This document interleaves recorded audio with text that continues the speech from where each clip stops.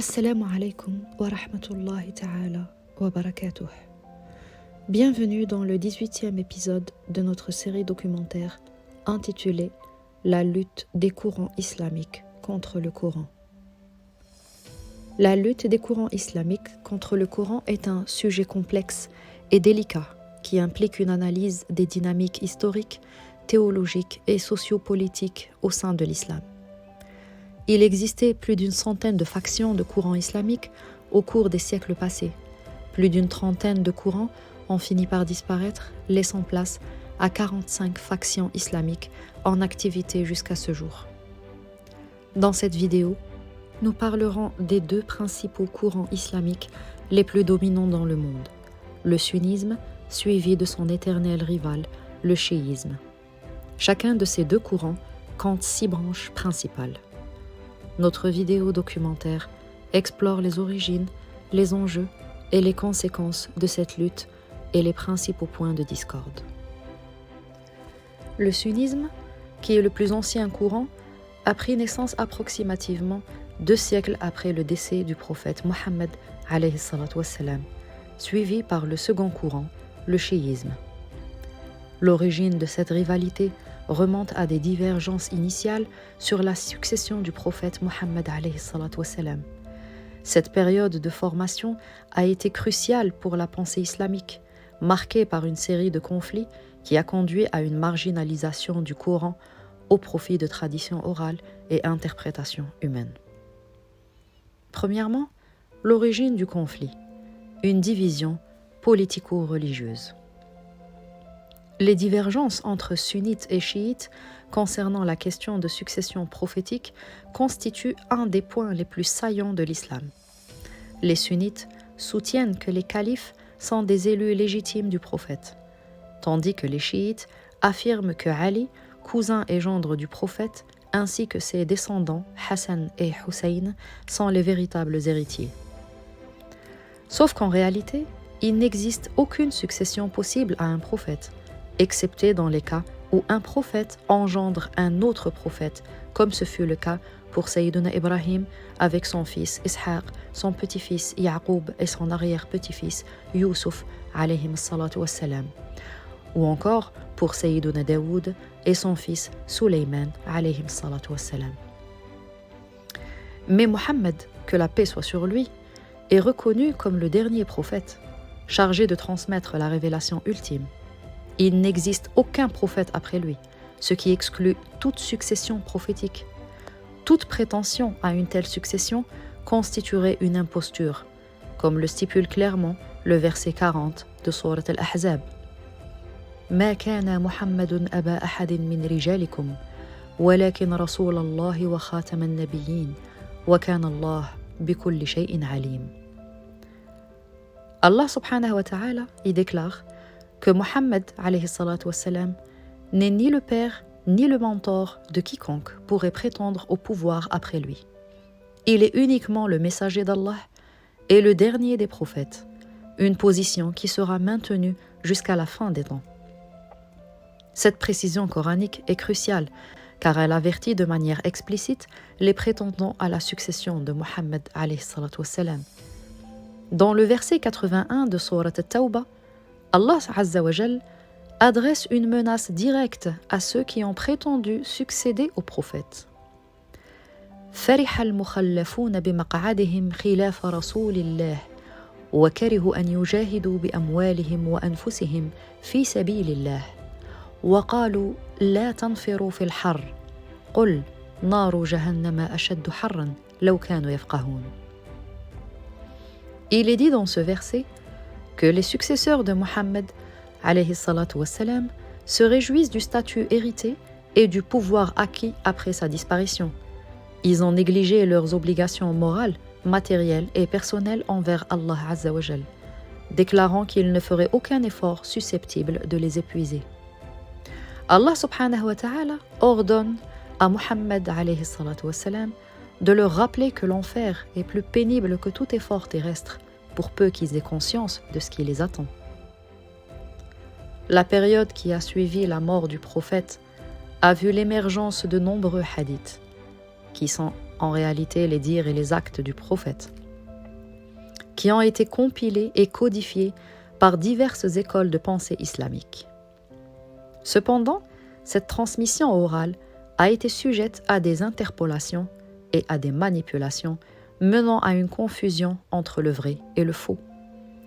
Ainsi, le Coran, centre de la foi, a été éclipsé par ces traditions orales. Les pratiques quotidiennes, telles que la prière et les interprétations juridiques, comme l'héritage, ont été fondées sur les hadiths plutôt que sur les versets coraniques eux-mêmes. Les fervents défenseurs des courants islamiques soulèvent souvent la même question. Si les hadiths n'existaient pas, comment pourrions-nous connaître les détails de la prière et le nombre exact de rak'at? Premièrement, il convient de rappeler que le prophète Mohammed n'a pas inventé la prière, car tous les prophètes qui l'ont précédé la pratiquaient également. À titre d'exemple, le verset 39 de sourate Al-Imran mentionne le prophète Zakaria qui fut appelé par les anges alors qu'il était en train d'accomplir la prière sur Al-Mihrab. فنادته الملائكة وهو قائم يصلي في المحراب. Et il fut appelé par les anges alors qu'il était debout à accomplir la prière. Un autre exemple se trouve dans le verset 40 de sourate Ibrahim. Rabbi, ij'alni muqima as-salati wa min dhurriyyati. Rabbana wa taqabbal du'a'i. Le prophète Ibrahim alayhi salatu wassalam prie en disant: Seigneur, fais de moi et de ma descendance des fervents accomplisseurs de la prière. Seigneur, accepte ma demande. Certains soutiennent que la prière aurait été modifiée et perdue avant l'avènement du prophète Mohammed alayhi salatu wassalam. Cependant, cette argumentation est erronée, car la prière reste inchangée. Les prophètes partagent beaucoup plus de similitudes que vous ne le croyez. Ils transmettent un seul message et sont issus d'une seule et même lignée. Allah subhanahu wa ta'ala a ordonné à Mohammed alayhi salatu wassalam de suivre les principes d'Ibrahim alayhi salatu wassalam de manière précise, comme cela est stipulé dans plusieurs versets, notamment le verset 123 de sourate An-Nahl. ثم أوحينا إليك أن اتبع ملة إبراهيم. Dans ce verset, il est dit: Et nous t'avons révélé que tu as l'obligation de suivre les principes d'Ibrahim. Deuxièmement, la prière est détaillée dans le Coran de manière extrêmement précise, comme stipulé dans le verset 89 de sourate An-Nahl. وَنَزَّلْنَا عَلَيْكَ الْكِتَابَ تِبْيَانًا لِكُلِّ شَيْءٍ وَهُدًى وَرَحْمَةً وَبُشْرًى لِلْمُسْلِمِينَ. Et nous t'avons révélé le livre explicite à toute chose, un guide, une connexion et une bénédiction aux musulmans. Et lorsque Allah subhanahu wa ta'ala dit « toute chose », cela signifie qu'il n'y aura aucun oubli possible. Après le décès de Mohammed alayhi salatu wassalam, Allah subhanahu wa ta'ala n'a pas laissé son dernier message entre les mains d'individus pour qu'ils décident du nombre de rak'at que doit compter la prière. Jusqu'à présent, sur notre chaîne YouTube, nous n'avons fait que présenter des introductions et des définitions des termes coraniques oubliés. Cela est nécessaire car lorsque nous aborderons le vif du sujet, pour accomplir les véritables pratiques de l'islam, vous ne serez pas perdus. Nous consacrerons une vidéo complète à la salat, en s'appuyant que sur les versets d'Allah subhanahu wa ta'ala pour étayer nos arguments. Le deuxième argument des défenseurs des courants islamiques s'appuie sur ces deux versets coraniques. Le premier se trouve dans les versets 3 et 4 de sourate An-Najm. وَمَا يَنْطِقُ عَنِ الْهَوَى إِنْ هُوَ إِلَّا وَحْيٌ يُوحَى. Le verbe yantiq, c'est-à-dire prononcer, est conjugué au futur. Cependant, il est important de noter que le prophète Mohammed alayhi salatu wassalam est décédé et ne prononce plus de paroles, alors que le Coran est valable en tout temps et lieu, et que dans le verset, rien n'indique qu'Allah subhanahu wa ta'ala parle du prophète Mohammed alayhi salatu wassalam. En examinant attentivement ces versets, nous pouvons nous référer au verset 29 de sourate Al-Jathiya. هذا كتابنا ينطق عليكم بالحق. Où Allah subhanahu wa ta'ala dit: Ceci est notre livre. Il ne prononcera pour vous que la vérité. Il est fascinant de noter que le livre est décrit comme un être vivant et que le verbe utilisé reste le même et conjugué au même temps, le futur. Yantiq. Un argument similaire est renforcé par le verset 62 de Sourate al-Mu'minun. وَلَدَيْنَا كِتَابًا يَنْطِقُ بِالْحَقِّ. Où il est dit: Et nous avons un livre qui ne prononce que la vérité. Ces versets nous conduisent à revenir aux versets 3 et 4 de Sourate al-Najm, où il est souligné que le livre ne prononce aucune fausse information. Il n'est qu'une révélation révélée. In huwa illa wahyun yuha. Or, que Muhammad alayhi salatu wassalam est un messager et un prophète. Il est le porteur de la révélation et il n'est pas son réceptacle. En l'occurrence, les versets 3 et 4 de Sourate al-Najm font référence au livre et non au prophète lui-même. Le second argument est le verset 7 de Sourate al-Hashr. وَمَا آتَاكُمُ الرَّسُولُ فَخُذُوهُ وَمَا نَهَاكُمْ عَنْهُ فَانْتَهُوا. Ce que le messager vous donne, prenez-le, et ce qu'il vous interdit, abstenez-vous de le faire. Il est essentiel de dissiper une confusion majeure entre le terme « rasoul » qui signifie « porteur du message » et le terme « nabi » qui signifie « récepteur de la révélation ». La distinction entre Muhammad en tant qu'individu et Muhammad en tant que messager revêt une importance capitale, car cette confusion a conduit à faire des préférences et des goûts personnels du prophète une religion, à condition de prouver l'authenticité de ces hadiths et la véracité des paroles attribuées à Muhammad alayhi salatu wassalam.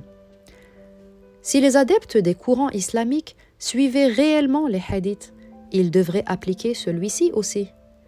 عن أبي سعيد الخدري أن رسول الله عليه الصلاة والسلام قال: لا تكتب عني ومن كتب عني غير القرآن فليمحه. Selon ce hadith, il est dit que le prophète Mohammed alayhi salatu wassalam a interdit qu'on écrive quoi que ce soit à son sujet, et si cela devait arriver, on devait l'effacer immédiatement. Si réellement les hadiths étaient d'origine divine, pour quelle raison celui-ci n'est-il pas appliqué? L'utilisation des hadiths doit-elle être appliquée à géométrie variable? Devons-nous trier nous-mêmes les hadiths et retenir ce qui nous arrange? Et selon quels critères pouvons-nous choisir quel hadith adopter? Voici la crainte du prophète Muhammad alayhi salatu wassalam concernant la déviance des musulmans. Sa crainte s'est concrétisée après des siècles. Les musulmans ont abandonné le Coran et se sont tournés vers des livres écrits de leurs mains. Plus de 600 000 hadiths, dont 98% vont à l'encontre du Coran. Tel que mentionné dans le verset 30 de Sourate al-Furqan, وَقَالَ الرَّسُولُ يَا رَبِّي إِنَّ قَوْمِي اتَّخَذُوا هَذَا الْقُرْآنَ مَهْجُورًا. Dans ce verset, il est dit: le jour de la résurrection, le prophète déclarera un constat désolé que son peuple a abandonné le Coran. Comment faire confiance aux efforts humains dans la transmission des hadiths? Est-ce que Allah subhanahu wa ta'ala nous a laissé une marge de manœuvre pour connaître les vrais dires et les actes du prophète? Dans ce cas-là, comment savoir quels sont réellement ses dires et ses actes? Nous vous donnerons la liste des véritables hadiths du prophète Muhammad alayhi salatu wassalam, rapportés fidèlement tels qu'ils ont été dits par Muhammad lui-même.